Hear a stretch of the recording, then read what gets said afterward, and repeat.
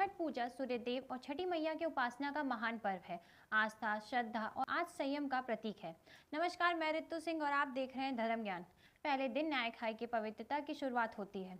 दूसरा दिन आता है खरना, छठ के पहले दिन, और उसकी कथा जानने के लिए आप हमारे छठ पूजा के पहले भाग को जाकर देखें। बात करते हैं खरना की। इस दिन व्रती या पूरे दिन निर्जल उपवास करती है और शाम का पूजन के बाद वो प्रसाद ग्रहण करती है। खरना का मुख्य प्रसाद होता है गुड़ की खीर, रोटी और केले। व्रती स्वयं अपने हाथों से भोजन बनाती है, किसी बाहरी का स्पर्श नहीं होता है। प्रसाद बनाने के बाद सूर्य देव को अर्घ देकर छठी मैया को स्मरण करके वे पूजा करती हैं। फिर वो सबसे पहले परिवार और पड़ोसियों को बांटा जाता है। कहते हैं कि खरना की शाम संकल्प पूर्ति होती है, आत्मनियंत्रण का आरंभ होता है। ये दिन मनुष्य के अहंकार, तन और मन पर नियंत्रण का प्रतीक है। व्रती इस दिन से लेकर अगले सूर्य उदय तक जल तक नहीं ग्रहण करती, ताकि उनके भीतर की आस्था और शक्ति अडिग बनी रहे। तीसरा दिन आता है छठ पूजा का सबसे सुंदर और भव्य दिन होता है, संध्या अर्घ होता है। इस दिन सूर्यास्त के समय लोग नदी, तालाब या किसी स्वच्छ जलाशय के किनारे एकत्रित होते हैं और सूर्य अर्घ देते हैं। व्रती पास की सूप में फल, ठेकुआ और केले, नारियल, फूल, दीपक रखकर सूर्य देव छठी मैया की आराधना करती हैं।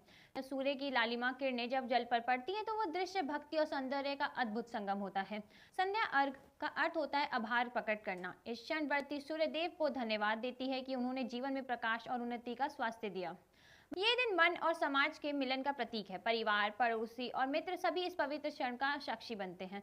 फिर आता है चौथा दिन। इस दिन सूर्योदय के समय व्रती जल में खड़े होकर उगते हुए सूर्य को अर्घ अर्पित करती है।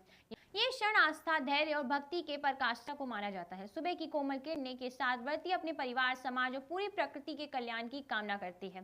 सूर्य देव और छठी मैया से निवेदन करती है कि वे सबके जीवन में स्वास्थ्य, सुख और शांति का प्रकाश भरें।